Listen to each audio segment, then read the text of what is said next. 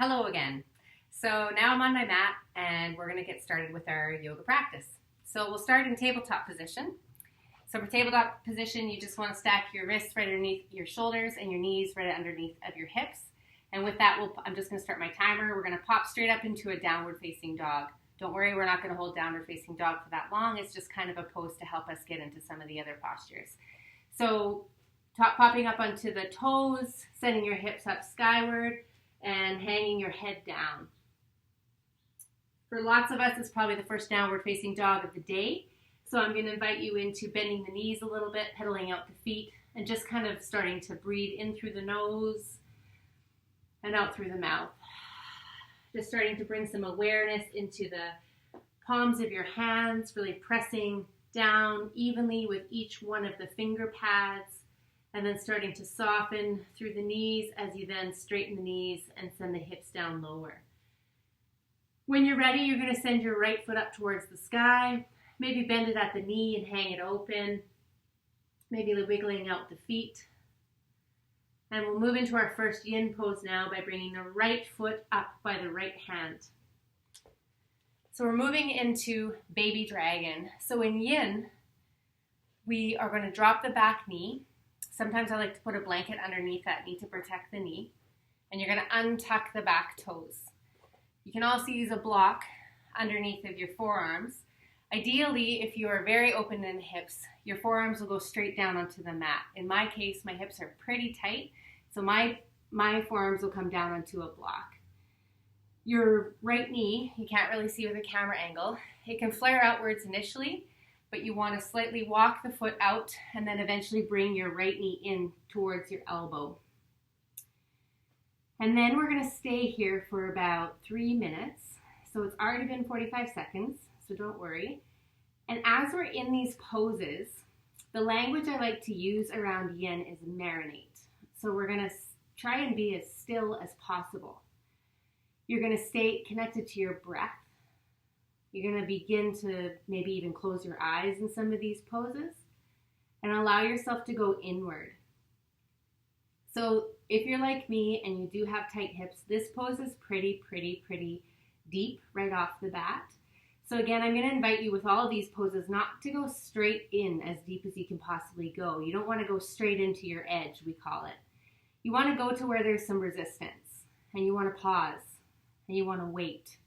You want to be still with that edge for a few breaths. And then you'll notice as we stay in the pose longer and longer that the edge will kind of start to move back a little bit, allowing you to maybe sink a little deeper. Again, we don't want to feel pain in this practice. There's an expression in fitness that says no pain, no gain. We just say no pain, no pain. If there's sharp pain, back away. You've gone too deep. So you really have to be mindful and listening inside of every joint of your body for those signals. Finding that edge, finding your breath, and starting to try and relax into the pose. So as you'll notice, for me, like I can move, now that I've been in the pose for a little while, I can actually move down deeper into the pose. So that may happen for you, or it may not. Don't feel like you have to go to the full extent of any of these poses. Come into the pose to the extent that is the most comfortable for you.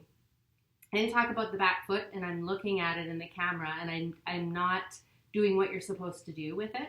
I'm doing more of a yang style pose. So I untuck the toes in this pose, and I try and relax the top of my foot. So the back leg is totally relaxed. We're in this pose for another 10 seconds or so. So taking a few more deep breaths.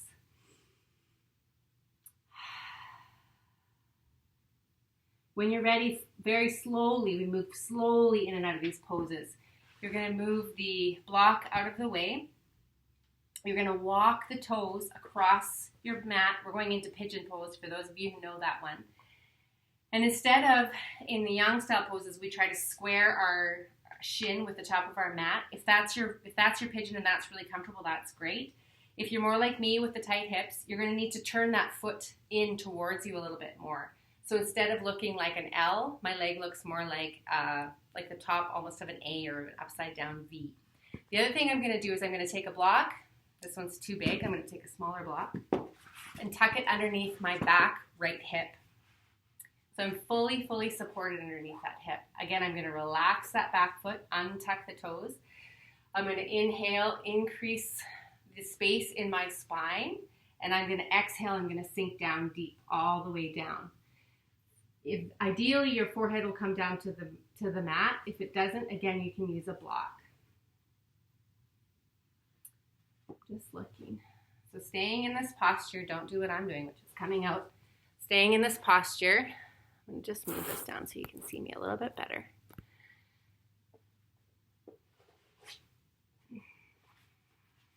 So it would look like this if you were down onto the block. And I do have that block underneath my right hip so that I can fully square my hips and relax. So again, we use this class a lot. I teach Hatha Yoga also, and we use pigeon a lot. And we hold it for about a minute. We are going to be holding this pose for closer to 5 minutes. So don't worry, you're going to make it. You've already been in it for almost 2 minutes. But again, it's the same yin principles where you're breathing to that edge. You're not pushing beyond that edge, and you're allowing that edge to move with your breath and to move with time and to move with ease. Something about yin is that as opposed to Hatha Yoga or Yang style yoga, that works on the muscles. Yang style or Hatha style yoga works on the muscles. It works to strengthen the muscles. It works to work on the flexibility. Yin is actually targeting the connective tissues of the body. So all of the tissues that connect all of the joints in the body. It targets the fascia, which are the sacs or the containers that hold all the muscles. Yin yoga actually targets the connective tissues and the meridian lines that are used in acupuncture run through those connective tissues. So it kind of almost has an acupuncture benefit to it. So similar poses, just similar as certain treatments would help you with certain things in acupuncture or acupressure. That's the idea with yin yoga also. So something that's really interesting about yin, I did my yin yoga teacher training back in, must have been 2010 or 2011 with Bernie Clark. For those of you that know Bernie, he's one of the foremost teachers in Canada, yin yoga teachers in Canada. He's written some of the textbooks on the topic. He's amazing. He told us a story when I was in Vancouver that he healed the meniscus, like healed the connective tissues that had been completely annihilated from his knees with yin yoga. So it's a really magical practice for those of you who have arthritis or those of you who have joint pain. I'm a cyclist. I'm a really hardcore cyclist, and I find that this is really, really helping me in my recovery. So it's for those of you who are athletic in other disciplines, it's very, very, very good practice for that. We didn't talk too much yet about the earth element and why this is so good for the earth element. For me, and I can only really speak from my perspective, journeying with earth, for me it's connected to the first chakra. It's connected to the root chakra. So, and even the sacral chakra. So that those lower elements in the energetic body. So it's mostly my hips, lots and lots of energy, my sacrum and my hips. And the first two poses that we've done so far have been completely targeting the hips. And so this practice is a practice that will help you release or move some of the energy that may or may not be trapped in those joints. We're going to come up really gently and really slowly now into your tabletop position again. Gently, gently, gently. You can go up into a down dog if you need to pedal out the feet, get some blood flowing back down through those legs.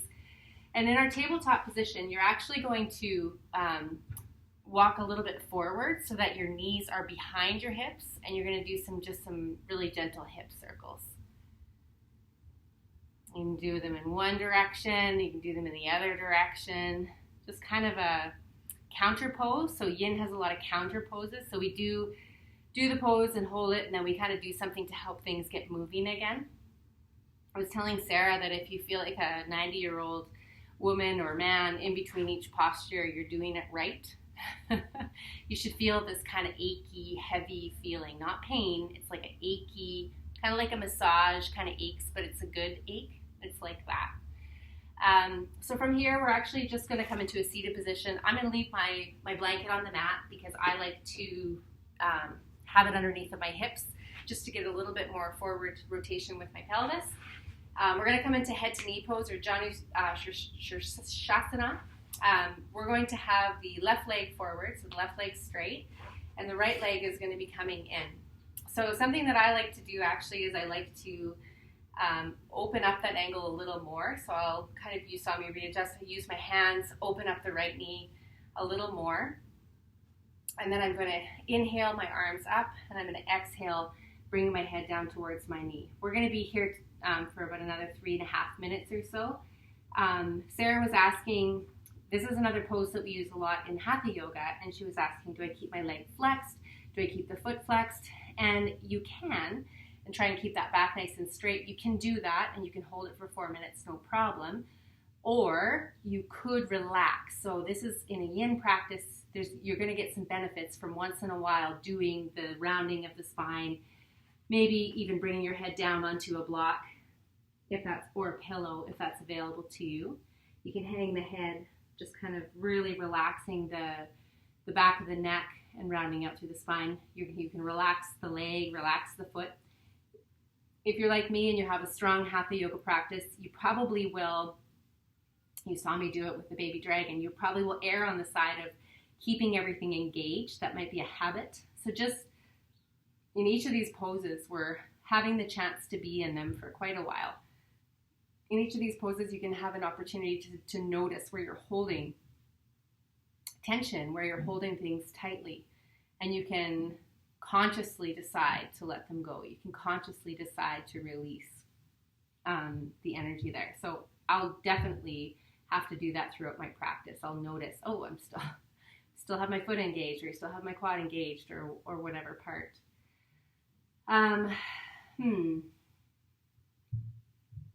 So going back to the conversation about the hips and the energy in the hips, my personal experience with that has been that there is a lot of grief stored in that area. The psoas muscle, for those of you that know a little bit about anatomy, runs right through that area, right through the sacrum, right through your lower abdomen and into your hips. It's really close to your hip flexor, and it's called the trauma muscle, and it really truly is one of those areas of the body that holds energy around grief and loss and trauma. So when you're doing some of these poses, when you're doing a yin practice, definitely you can go into some of those emotions, or some of those emotions will be released, and it will I would encourage you to just allow whatever needs to come forward.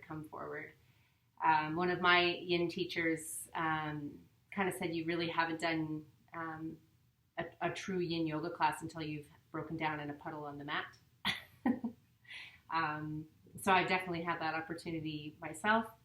That's not a bad thing. There's no shame around it. It's good. It's healthy. It's moving energy. It doesn't need to mean anything. You don't need to go into the narrative or the story about it. Just allowing the energy to move is perfectly okay.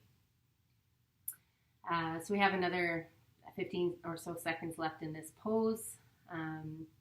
We're going to gently and slowly, when you're ready, you're going to start to, using your hands for support, kind of support yourself. You can start to maybe again feel those aches and pains.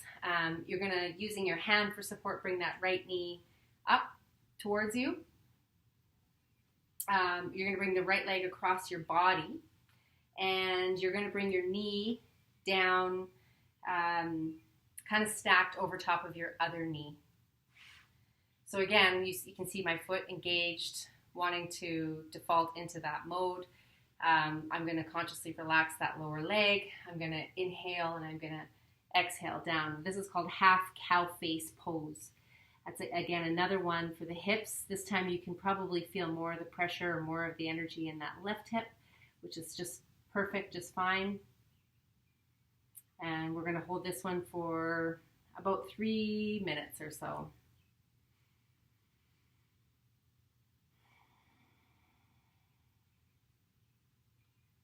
I guess I wanted to just take some opportunity to talk more about the earth element and things that have been coming forward for me. It's kind of funny that Sarah put together this practice for us because with COVID happening, I decided that I was going to do a 7-month journey with each of the chakras, and I had started back in April, and I was sitting with earth and sitting with root chakra. And kind of really, so it's been, 4 or 5 weeks now of sitting with earth, sitting with root. And as the month of April was closing, I was thinking, I need more time with this element. And I kind of had said to myself, it's okay if I need more time with each of the elements, each of the chakras.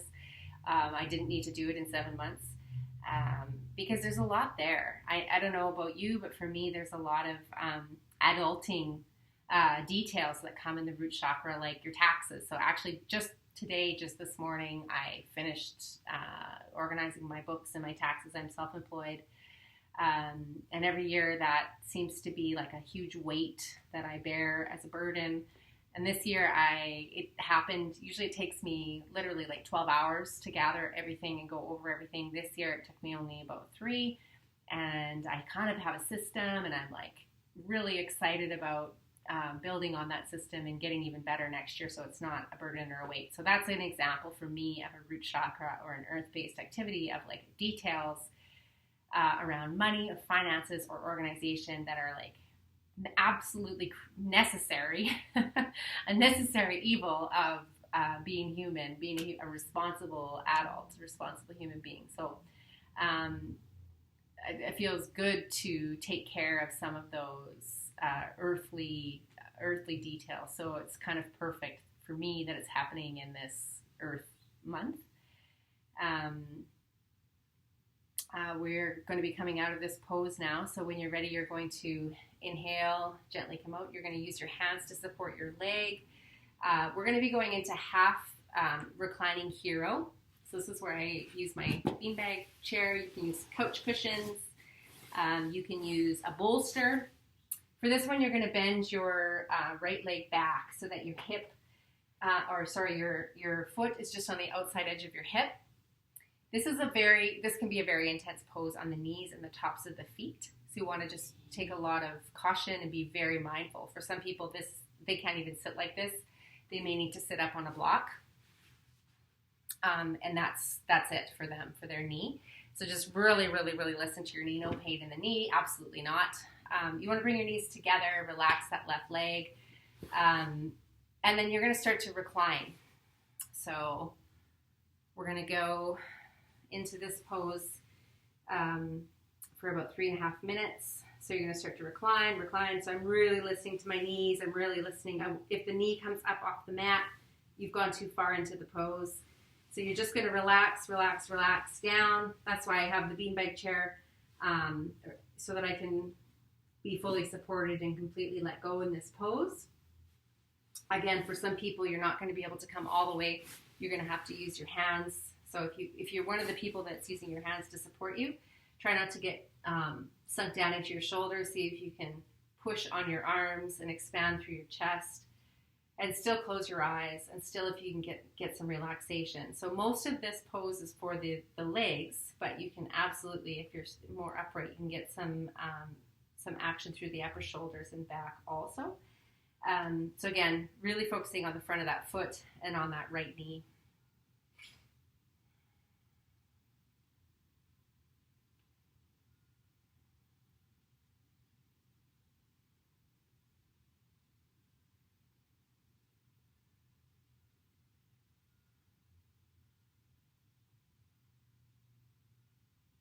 If you're like me, this is one of the more intense postures that yin brings to the table for me. I really like it because I before COVID, was somebody that did a lot of driving and spent a lot of time in front of a computer. And I find this is like the antidote for that. It's something that opens up the front of the body in ways that we aren't accustomed to doing. So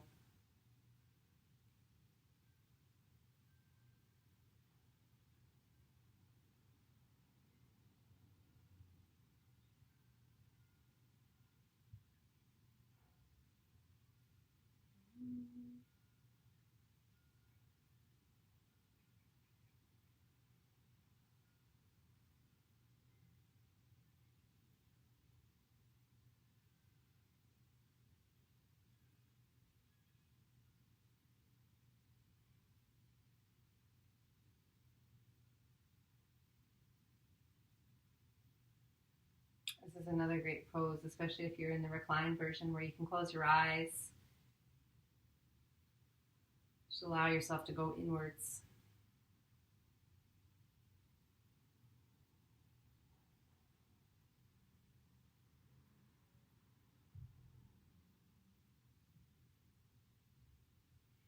Okay, so we're going to start to come out of the pose now. So if you're in fully reclined position, you're going to first pop up onto those hands like I just did.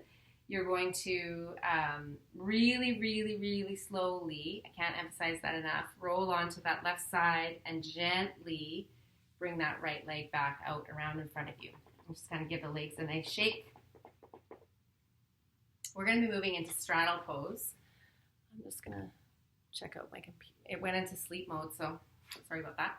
This is a home video, so what do you expect? If you want the pro yoga videos, you got to go pay the subscription fee, okay? So going into your straddle pose, again, I have the blanket underneath my hips just to kind of get my pelvis to tilt a little bit forward. This is yet another pose that we have in Hatha. You would keep the legs really engaged in Hatha. In Yin, we're just going to let the legs soften and relax. We're going to start coming forward onto our elbows or our hands. You can allow the spine to round again. If you're like me and you like to try and prop your head up, you can do that too. Whatever way you need to stay in this pose, we're going to stay in this one for about another 3 minutes or so. Something about putting your forehead down onto a surface, whether it be the ground or whether it be a block. I learned in a class many, many years ago that activates the parasympathetic nervous system or the rest and digest nervous system. And when I'm doing a yin practice, which I'm not really totally doing right now, I'm kind of demoing the poses and I'm sort of going into them, but I'm not fully doing it. So it's not happening now. But often when I'm practicing yin as a student, I will feel the rest. I can actually sense in my body the rest and digest system, the sympathetic nervous system turning on. My stomach will start to make all these really cool digestive noises. I actually emerged from a yin class and I kind of really, really relaxed to the point where we've been joking around that it's called yoga stoned at our house because I usually practice yoga. This particular yin class I've been or not this routine, but I've been practicing yin every day around 4 o'clock and come in to make dinner and I'm like not totally present yet. I'm still in yin yoga land, so it's been a really funny funny kind of journey. I guess I want to say a little bit more about yin yoga. For those of you that do know me, and I know some of you do, you know that I'm usually a very yang kind of person. I'm a bike racer, I'm a traveler, I work a lot, I'm a go. I box, I work out, and I did my Hatha yoga training in 2005, and I was like power yoga, Ashtanga yoga, acro yoga, like all the rocket yoga, like those are the trainings that I have.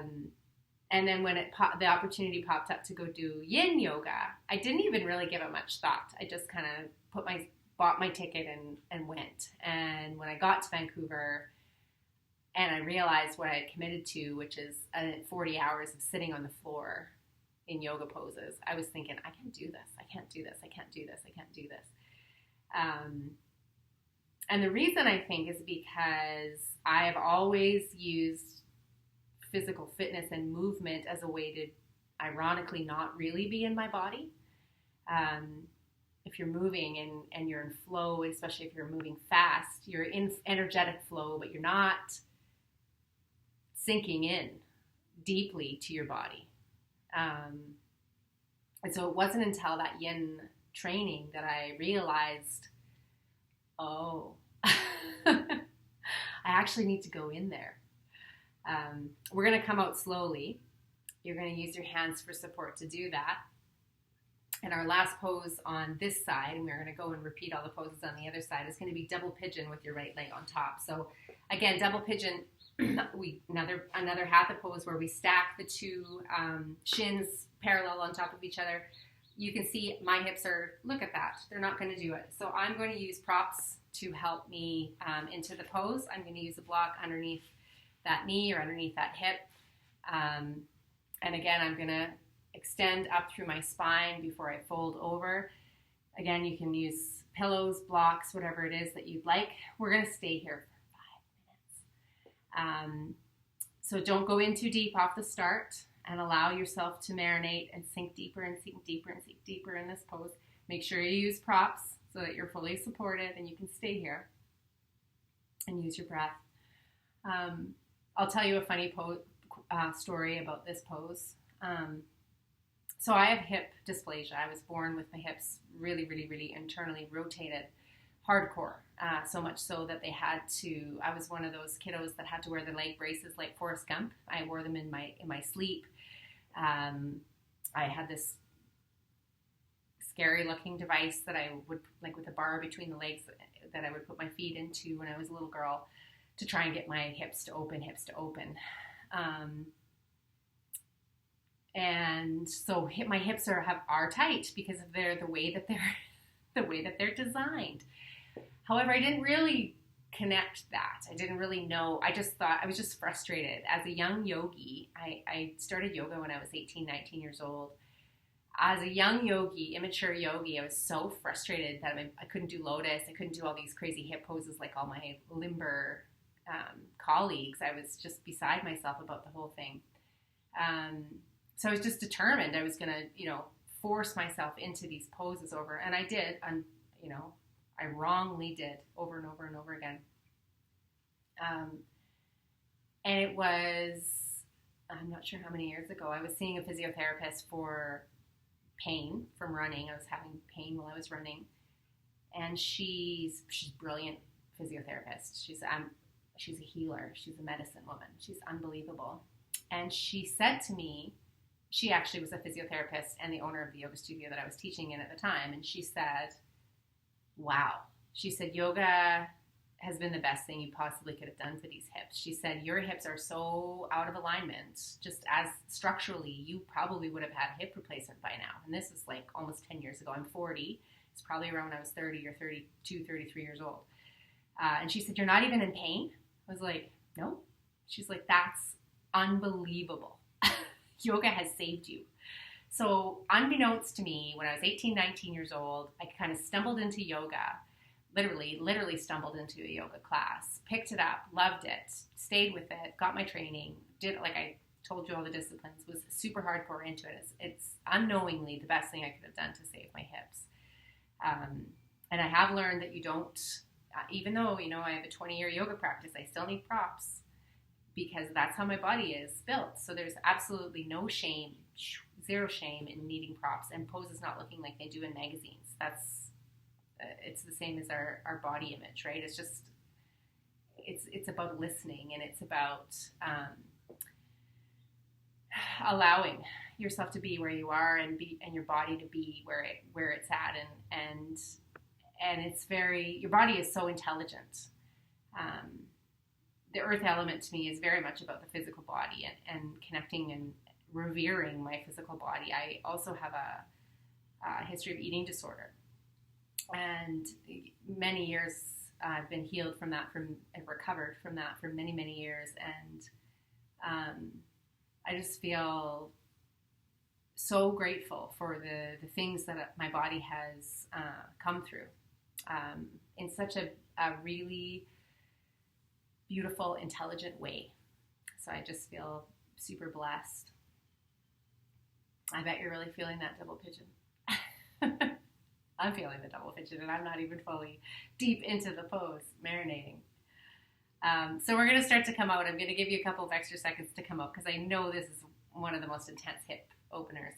So you're going to use your hands to support your knees and move really, really gently. Crick, crack, crick. We're we're going to go back into that tabletop position. We're about halfway through our class. We're going to go pop up into that downward facing dog again. It should feel really, really good to be in that down dog. That's kind of our neutralizing position. So remember, we're going to go into baby dragon on the other side now. Just taking your time. I'll show you another really cool down dog stretch over here. I like to hook my the back of my heel between my big toe and my next biggest toe, my first two toes, and kind of pull down. You can do it on the other side. Just kind of gives your Achilles a little bit of extra stretch. So especially if you're a runner, such a good stretch for that. Okay, so we're going to float the left leg up, bend it at the knee. Oh, let it hang open. Then we're going to step that left leg forward for that baby dragon pose. So letting the knee down first. This time I'm going to remember to untuck my back toes. I'm going to toe heel that foot out nice and wide so that both my shoulders can come to the inside of that leg. I'm going to try and do the same thing I did on the other side with all the modifications and adjustments. I'm going to come down onto that block to start off with. And for our baby dragon, we're here for about 3 minutes. So again, that leg is flaring out.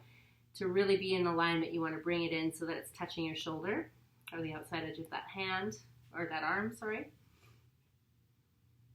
I'll have to tell you another funny story. Oh, look, I tucked my toes. See?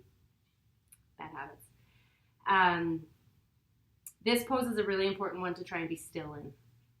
Bernie Clark, my primary yin yoga teacher, used to say, this is not called checking your toenail paint pose.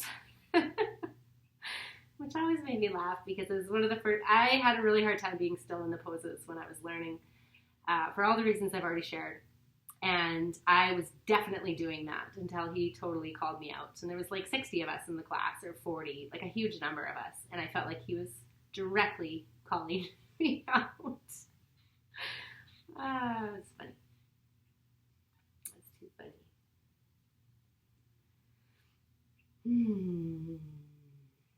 I'm going to also plug a fellow yin yoga teacher who is far more talented and famous than me from California, Travis Elliott. I have been doing some of his yin yoga classes that he has online on his YouTube channel through COVID, and he is amazing.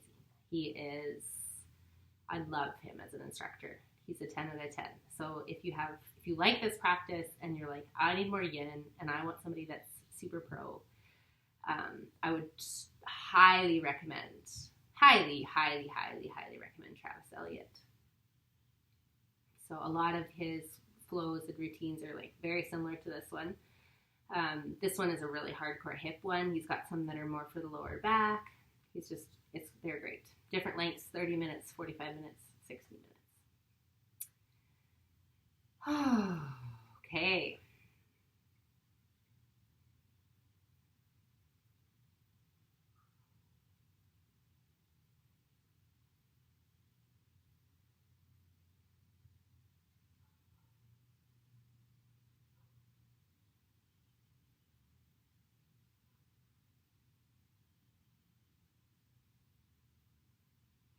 All right, so we're getting ready to come out of the pose. Remember to be super gentle, move very, very slowly.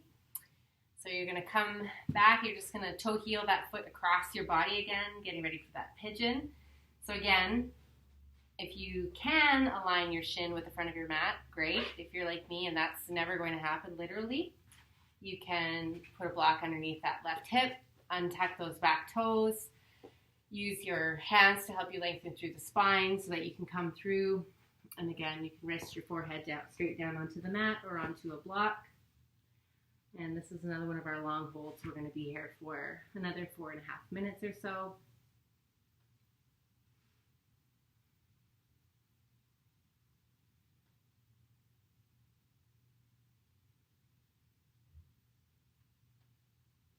Another yoga teacher that I've had the privilege of learning from, who is quite well known, is Sean Korn. She's just written a book, actually. I haven't read it yet, but I would imagine it's very good. She's very good. She came to Edmonton quite a few years ago and went to her workshop. And Sean tells the story of losing your dad and really not avoiding yoga, but not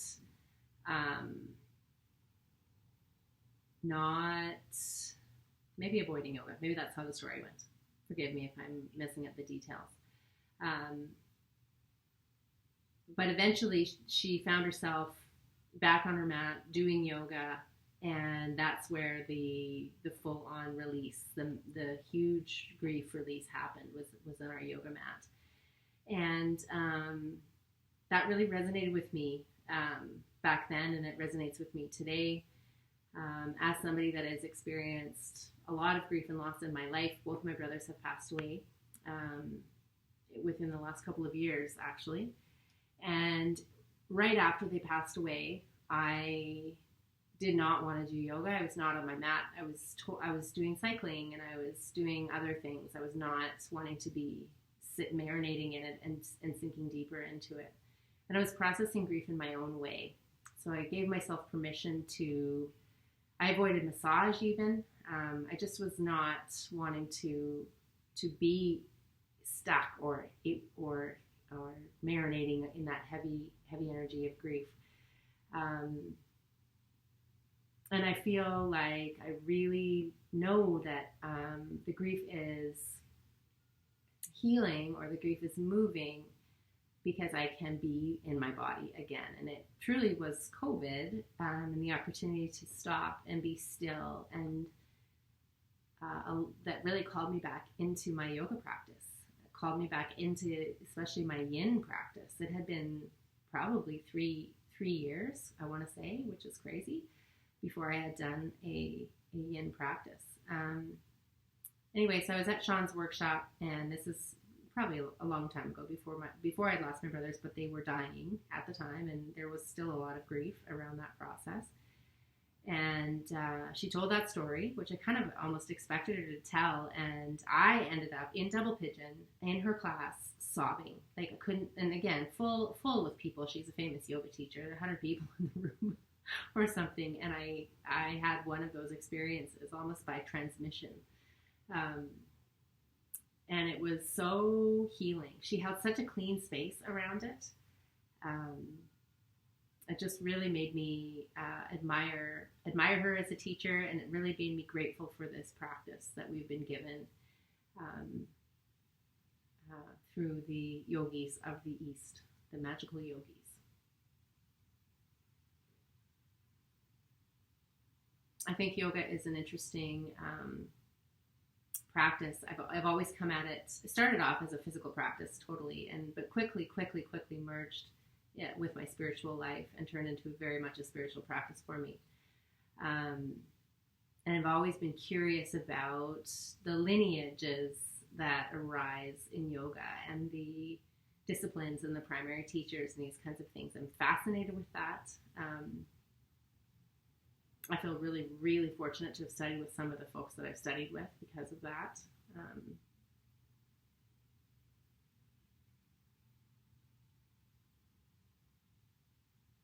The other thing I wanted to say, maybe I'll hold it for the next post. I'll wait. I'll say it in the next post. It's time to come out of the pigeon. All right, so remember, move so slowly. You're going to gently come up. Moving slowly. You're going to come back into your tabletop position with your hips slightly ahead of your knees. This time you're going to do some of those really gentle hip circles. Even though I'm not doing the poses fully, I can still feel like an old lady.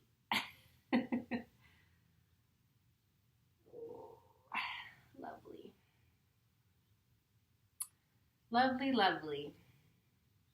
All right, so you're going to bring your legs around in front of you again into that seated position. We're going to go into that head to knee pose, Janu Shirsasana.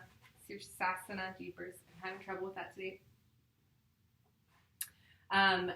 Remember, I kind of told you I like to lift my leg up or lift my hips up, and bring my leg a little bit more farther out. Remembering to relax your extended leg. inhaling your arms up and then exhaling, coming over that long leg. This is a 4-minute hold. So the story I was going to tell, or the anecdote about yoga, was that I just shared with you. I went away from yoga after my brothers died. After it being a huge central tenet in my physical practice, my life for decades, I really put it down, and I gave myself permission to put it down. And when COVID happened, I've already kind of shared, my partner and I, Perry and I, are very active and very, that's something that we share. So he immediately turned our garage into a working out space where we could do boxing and circuit training, and we have our bike stuff in here. And he put up like a pull-up bar and on and on and on. So I was like, wonderful, we can do yoga. I'm going to come back to yoga. So I did. I came back to my hatha practice, to my flow practice, and I was bewildered, completely bewildered by how steadfast my practice still was, how strong I still was, how much flexibility I still had. Like, I just was baffled by the fact that it was still there. And the funny thing about it is that I told you I was a bike rider and a bike racer, and I bike all year long. We have fat bikes. I bike in the winter. We take our bikes and go down to the States or warm places and bike in the winter. And it's hilarious because at the beginning of every racing season, so the first time we get our road bikes, in April or March or May or whenever we're able to do that, I always am scared I'm going to forget how to ride my bike. And that's the expression. It's just like riding a bike. Well, okay, my body doesn't believe that expression. Also, it doesn't, the yoga, it's just like riding a bike. And then when people said that to me, I laughed. I said, yeah, I get nervous about that too. So I had to laugh at myself, at my funny little monkey brain. It's funny times. Other things about earth or root that have come forward for me are home, and the details of that. So the energetics of that, the details of that. Sarah talks really well about that in her document that she created for us about the ceremony. So I won't go into it too much here, but for me, it's been an opportunity to really, we're stuck in our homes during COVID, quite literally, and so feeling into all the spaces in my home where there is any kind of clutter or any kind of stuck energy or any kind of loose ends, like details that I need to take care of. And when COVID first happened, Perry and I were like, we did a week of the whole first floor almost of our house got done. It's like, cleaned, organized, these kinds of things. Then we kind of stalled out. But it's still present. And I still, just today I was down in my healing room in the basement, and there's some things in the closet. Like, there's areas where I need to pay attention. So I think this month for me, or this practice for me, this earth element for me, really is about making the time and space for these details, which sometimes I don't like, if I'm honest. But if I just, this morning I said, it's going to be fun. I'm going to, get out my color coding materials for my taxes. We're going to come out of this pose. You're going to inhale as you come up. You're going to use your hand to support your knee. And again, I've lost my visual. I should have set that differently. We're going to do the half cow phase pose, this time with the left leg on top. So again, you're going to stack that knee over top of the knee. You're going to relax that bottom leg. You're going to lengthen out your spine as you inhale the arms up, and then sinking down and coming forward over top of that leg. This is a 3-minute hold.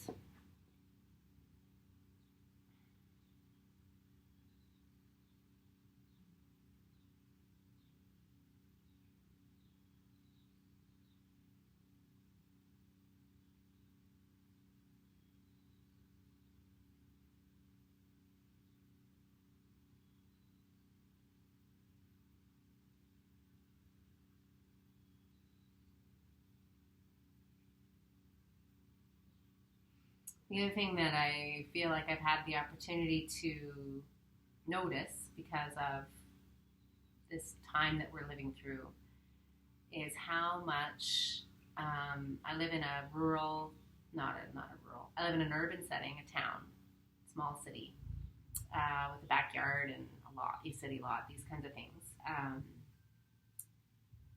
But I've spent a lot of time noticing how much life there is around me, even in this sterile city setting. There's so many birds on this land, on this property, or, not on the property, but in this area. It's wild just to listen to them all day and all night long. And actually in the night it's frogs. So we sleep with right now it's cool enough out that we can sleep with our window open. And the frogs at night are legendary, the sound that they make. And the coyotes and the birds. And it's just, I'm just really enjoying that. I'm really enjoying, I think I sort of noticed it before, but I didn't, it wasn't permeating me, I think, like it has been lately. We also fully have been utilizing our space, so the scratch is really magical, has been great. We have been using our fire pit, hammocks. I hung some hammocks in the yard and have been out in the hammock. So there's just been this occupying of our home and of all the spaces. And I think we've been reticent to do that because I think we feel like we're going to move and likely going to move or whatever. So it's kind of like we haven't really wanted to put down deep roots. But it's like you need to occupy, like bloom where you're planted. It's one of my favorite expressions. We're going to come out of this pose really gently, and this is our half reclining hero on the other side. So this is where you're going to bend that foot back. You can see it better on this side. Your heel comes right beside your bum. Again, remember, if you need to, sitting up on a block, you're going to bring the knees together. You're going to bring your pillow if you need it to fully recline down onto, or you can stay upright with your shoulders back and fully supported in your half reclining hero. I'm going to stay upwards because I'm going to chat with you a little bit more.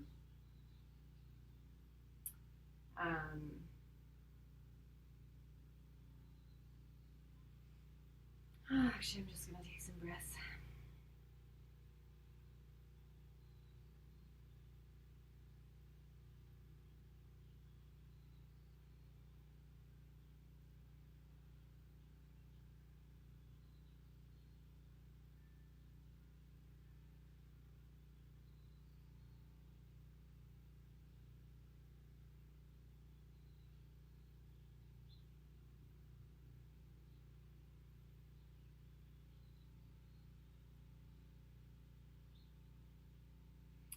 I haven't been onto the Facebook group yet to introduce myself or to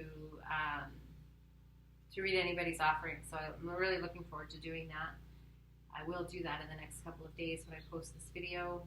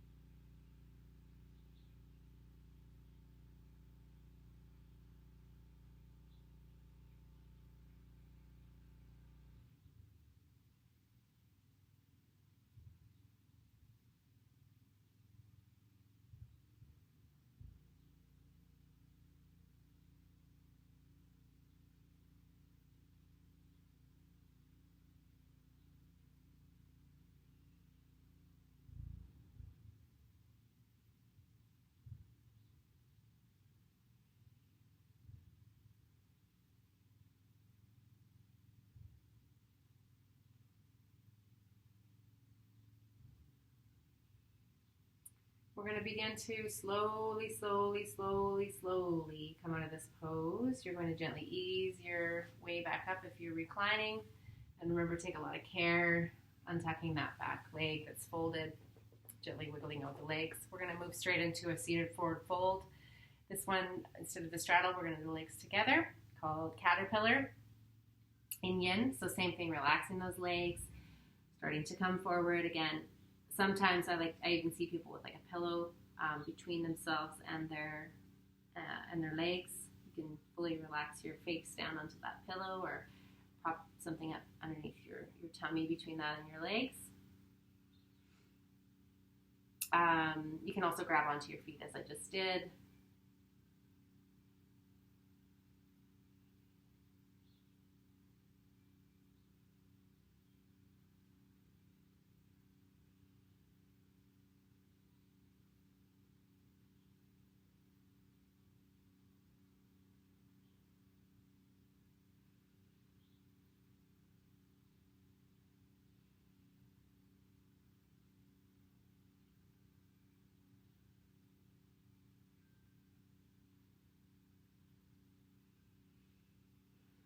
I'm getting yoga stone even though I'm just teaching. I have less and less to say because my mind is quieter and quieter. So I hope that is the same effect that it is having on you. I hope that your parasympathetic nervous system is activated and that your fight, flight, freeze has gone away for now.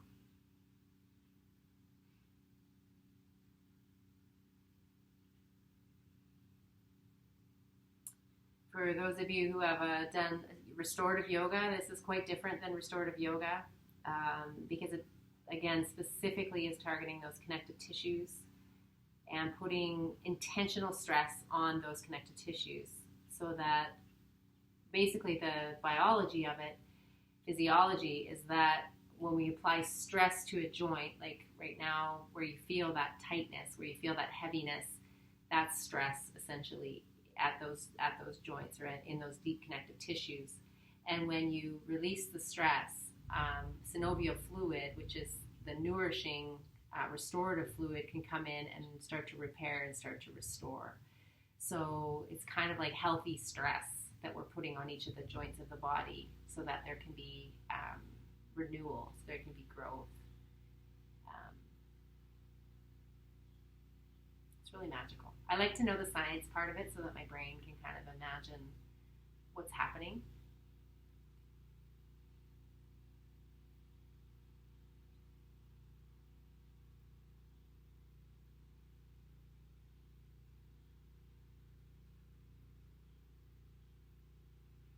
And we're going to be coming out of this pose now, just gently starting to relax. We're going to do a little tiny windshield wiper pose.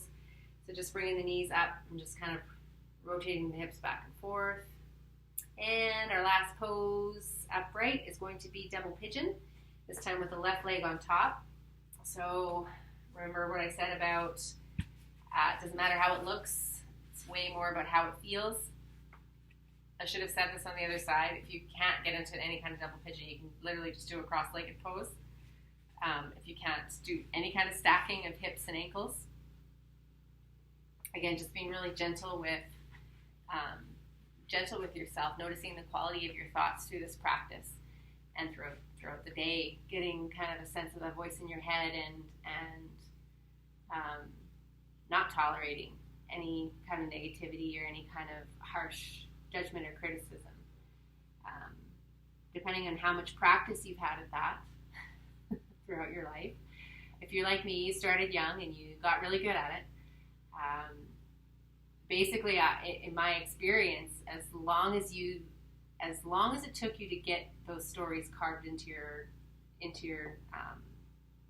neuroplasticity, it's basically almost as long as it takes to get rid of them. You have to unwind and undo the habits that you have formed. I'm a mom of a 11-year-old, and he has a lot of negative thoughts already, and I'm baffled at how negative they are and how pervasive they have already become in such a seemingly short amount of time. I feel grateful that he's willing to be honest and transparent with me about what's happening for him, because I've had the chance to talk to him about what's happening in his brain and say, you know, you're laying down roads, you're laying down pathways of negativity that you don't need to, right? Like the minute you catch yourself berating yourself or putting yourself down or condemning yourself for no reason, literally, you have to catch it, right? And in these body practices, in physical practices, is such a, especially a slow one like this, it's such a great opportunity to notice and to catch ourselves and have zero tolerance, absolutely zero tolerance for negativity and judgment, self-judgment. That was my little life coaching lesson for the day. Just what you wanted, right? Perry laughs. He's when he said living with a life coach is it's a 24/7 kind of opportunity, and we laugh about it all the time because there's no off button with me ever. It's always on. The coaching button is always on.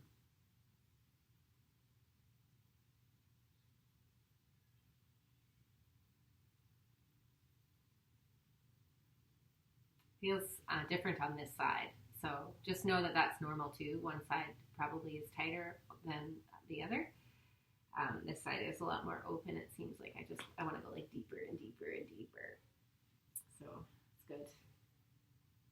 The other thing I should say is if you don't have time for an hour-long practice, this will be about an hour long, you can do a shorter practice. Travis talks about that in his 30-minute class. Each of the poses you hold for like 90 seconds to 2 minutes. Transparently, you don't get the same benefit. The longer you hold poses, the better the benefit, the more benefit you'll see. But there is benefit in still doing a shorter practice. So if you don't have an hour, do 30 minutes. It's still going to benefit you.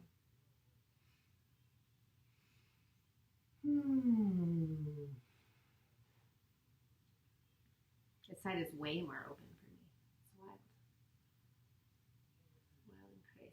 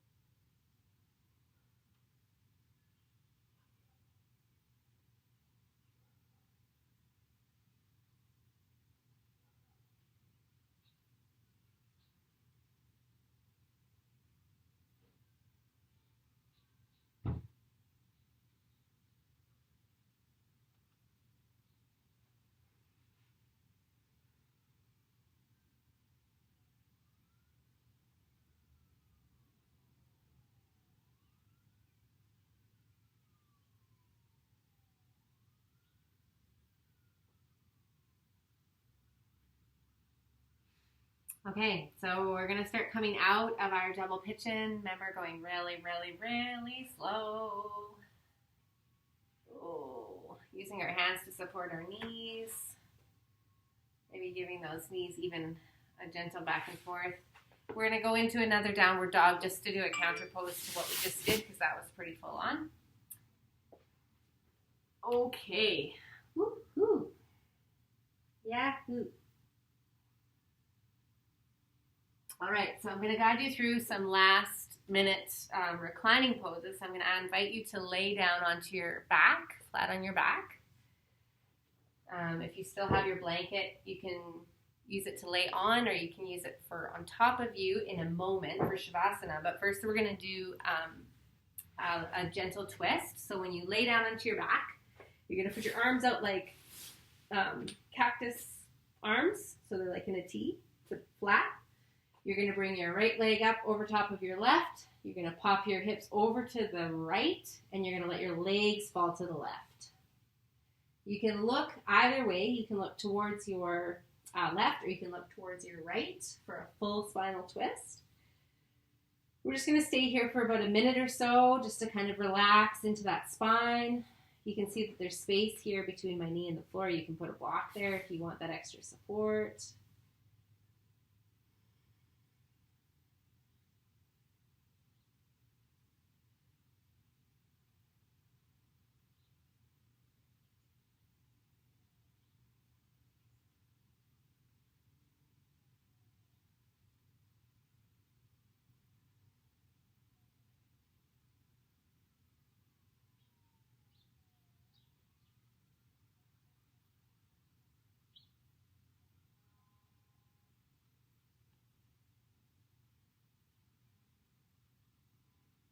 All right, you're going to bring your legs back up to center, unwind your legs. You're going to grab onto your knees and pull your legs apart. Pull your knees slightly back towards you, and then bring your knees together. Maybe rocking back side to side on your hips. You're going to drop your feet. Move your hips over towards the left side of your mat. Cross your left leg over your right. Allow your legs to fall to the right again. Open up those arms, or cactus the arms, whichever one feels better. And again, you can turn your head either direction, whatever feels good for you right now. If you turn it to the left, away from your legs, that's a full spinal twist even through the neck. If you don't want to have the stretch through the neck, that's totally fine. You can look the other way or look straight up. That's fine too.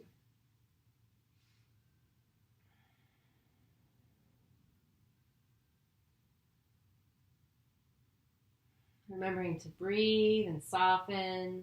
We're getting ready to go into our final resting pose, Shavasana, where we will seal our practice, allow our body to integrate what it has just done.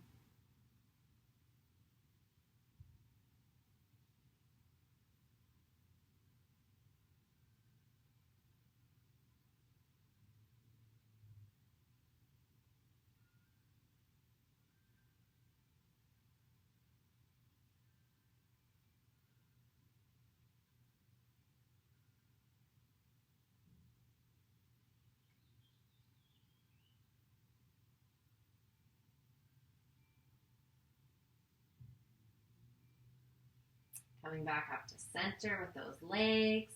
Again, opening up the knees, squeezing the knees up into your chest together and apart. You can do some circles, both directions. Should feel really good.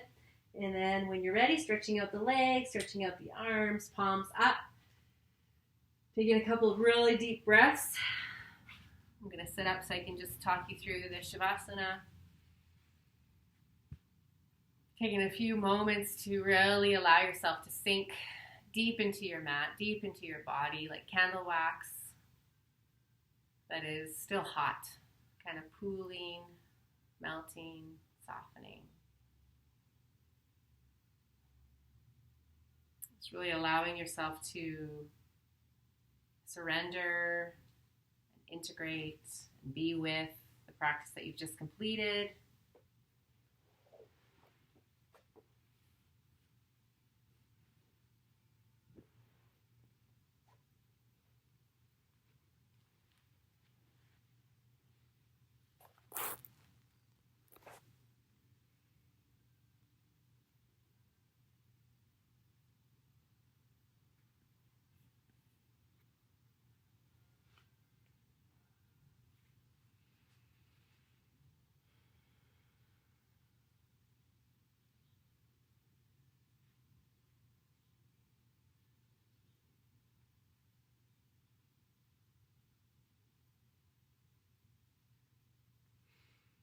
And for those of you that can stay and want to stay in Shavasana, you are more than welcome to do that. For the rest of you, when you're ready, you're going to softly and gently roll over onto your right side. Staying in this fetal position for a few breaths.